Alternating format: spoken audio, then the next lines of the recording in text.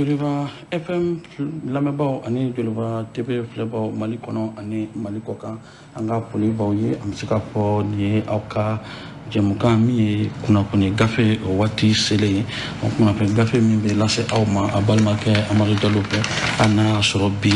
ale kɛmɛ ka dawudan sɔrɔ min y'a bali ka na donc ni waati min ye waati kunkurunin ye anw n'a jɛ ka kunnafoni minnu bɛ gafe kɔnɔ ka kalan aw ye waati kunkurun kɔnɔ an tulo garisɛgɛ mana kɛ min ye o n'a kɛ o ye donc o siratigɛ kɔnɔna na sɔgɔmada na an bɛ gafe daminɛ ni le soir de Bamako ye soir de Bamako o ye mun sɛbɛn o ka bi i sɔgɔma boli kɔnɔ min ye Naya Jara ye ale kɔni y'a jira k'a fɔ ma daminɛ ni lakana bunakun ye ni ye jateminɛ kɛ min ye UR cercle ye min bɛ Mopti mara kɔnɔ ko olu kɔni ka mɛru min ye lasigidenw ye olu kɔni ye kulekan bɔ kokura olu y'a jira k'a fɔ ni ye jateminɛ kɛ ko kabini min ye marididenw mai tile 10 san 2022 ko n'i y'a jateminɛ kɛ ko kabini san 2010 ko n'i ye jateminɛ kɛ kabini san 2016 ko min ye jamana ka lasigiden an b'a fɔ min ma ko administration ko olu kɔni kɛn bɛ ka kɛnɛ bila sabula olu yɛrɛ tɛ ka ye o ɲɛna ka kɛɲɛ localités dɔ kɔnɔ kɔrɔ ye ko UR cercle mara dɔw kɔnɔ ko donc n'i ye jateminɛ kɛ ko o kɛra sababu ye walasa banbaci walew maaw olu ka se ka o yɔrɔ minɛ ka kɛ u ta ye ko donc o siratigɛ de kɔnɔna na ko n'i ye jateminɛ kɛ o comme jamana yɛrɛ ka maaw tɛ yen lakanabaaw tɛ k'u lakana ko ni o hokumu kɔnɔna na ko jamanadenw yɛrɛ kɛn bɛ ka siranya bolo k'u fara min ye banbaciw kan walasa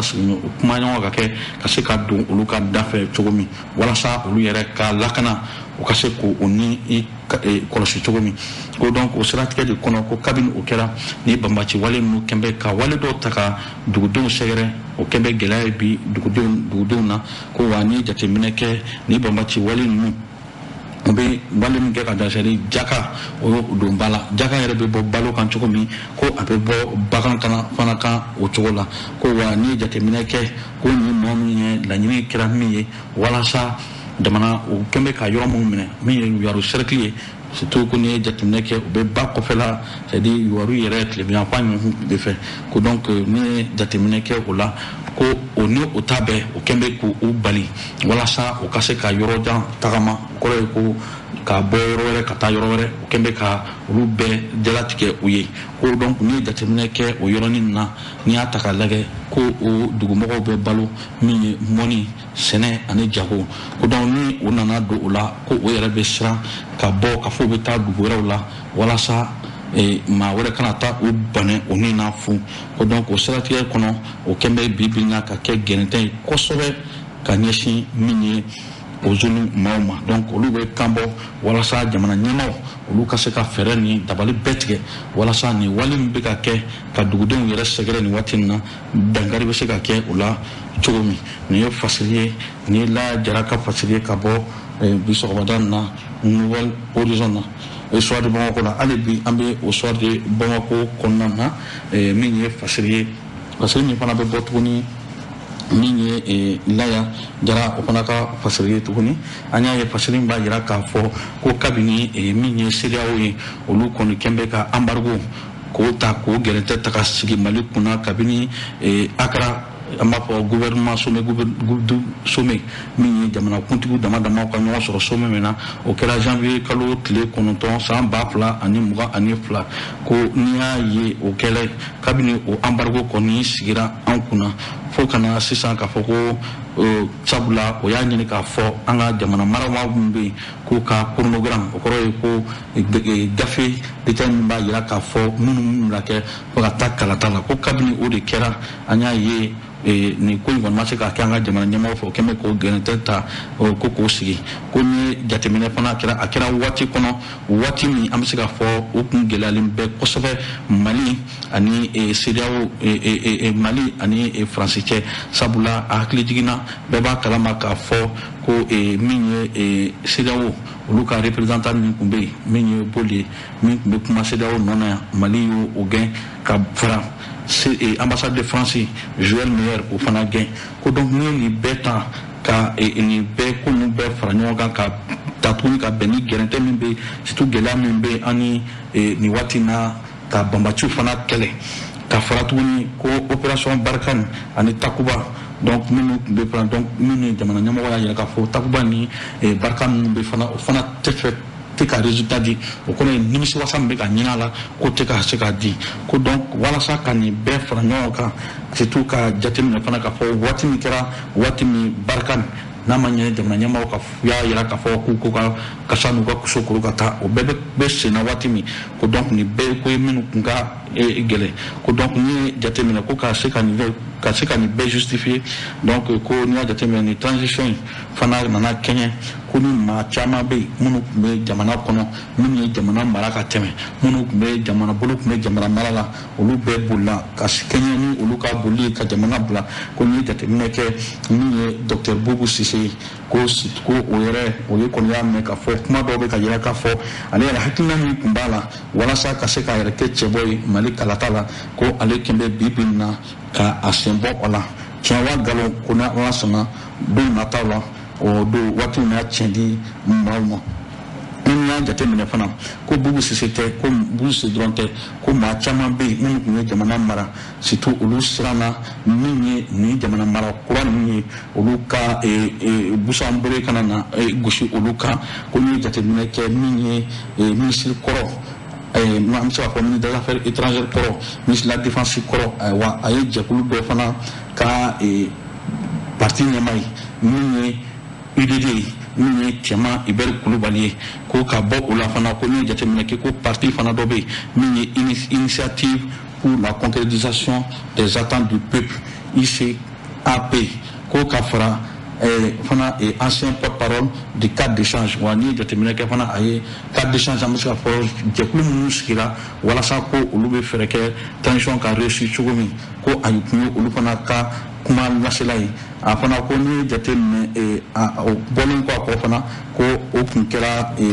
o kun y'a agressé o kɔrɔ ye ko maa dɔ kun sera ma maa minnu dɔnnen tɛ donc ko n'i bɔra o la fana ko kana fara sisan nin waati min na min ye parti politique dɔ fana ɲɛmaa ye min ye Sadi ye Umaru Mariko o min fana yɛrɛ tɛ ka sɔrɔ nin waati min na a tɛ ka ye pewu ko sabula n'i ye jateminɛ kɛ ko Umaru Mariko kɔni ale kɔni ye fiɲɛ duuru nin waati in na kabini ale kɔni y'a mɛn k'a fɔ ko maaw taara a ka so o m'a sɔrɔ yen ko wa nin waati in na min ye gendarme olu kɔni bɛ k'a ɲini walasa ka sɛgɛsɛgɛli kɛ ko sabula a ye kuma dɔ fɔ ADEMA ye panel dɔ organisé ka bɛn ni san 30 démocratie waati ye ko donc a ye kuma dɔ fɔ ka bɛn ni o ye ko donc n'i ye nin bɛɛ jateminɛ donc ko nin situation ninnu ko diaspora malien k'olu kɔni bɛ ka u ka dusukasiya yira k'a fɔ ko ni Ala sɔnna ko u bɛna na fara ɲɔgɔnkan dɔ kɛ place de la liberté la Paris France ko mɛ kalo tile 14 ko walasa ko nin bɛɛ bɛna bila minɛn min kɔnɔ walasa ka se ka u ka soutien kɔrɔ ka se k'u ka dugukɔrɔma tɔntɔn k'o yira Mali la donc ko n'i ye jateminɛ fana kɛ ko o faralen kan ko panafricain min ye panafricain Kemi Seba n'a ɲɔgɔnna olu bɛɛ bɛna fara u kan walasa ka se ka u ka dugukɔrɔma tɔntɔn ko o yira Mali la walasa sabula panafricain ninnu fɛ kɔni bi kɔni panafricain a mana kɛ cogo o cogo ko a bɛ daminɛ Mali la sabula ne jateminɛ kɛ Mali ye site ye min ye panafricain olu ka site ye donc nin tun ye fasiri ye an ye min bɔ soir de Bamako la bi sɔgɔmada nin na nin tɛ ne ka kuma ye dɛ a sɛbɛnnen bɛ gafew de kɔnɔ nin waati in na n'an bɔra o kɔnɔ an bɛ don le canard déchiré la ni ye canard déchaîné ye plutôt ni ye canard déchaîné ye nin fɔ sɔgɔmada nin na a y'a yira k'a fɔ min ye